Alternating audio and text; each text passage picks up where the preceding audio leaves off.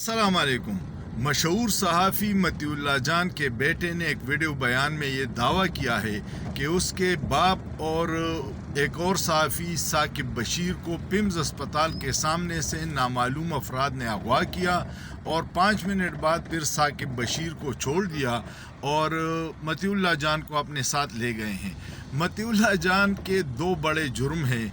एक तो ये है कि उसने उस प्रोपेगंडे को बेनकाब किया था कि रेंजर्स के एहलकारों की जो शहादतें हुई हैं वो तहरीक इंसाफ ने गाड़ियों से कुचला है। मतीउल्लाह जान वो ओरिजिनल वीडियो सामने ले आए हैं जिसमें रेंजर्स भागते हुए अपने ही लोगों को कुचल रहे हैं। दूसरा, उसने ये सच बेनकाब किया कि हुकूमत दावा कर रही है कि कोई लाशें नहीं हैं और उसने ये सच सामने लेके आए हैं कि पिम्स अस्पताल की इंतज़ामिया पे हुकूमती और ताकतवर लोगों का बड़ा प्रेशर है कि आपने कोई सरकारी लाश शो नहीं करनी जबकि अस्पताल भरे पड़े हैं।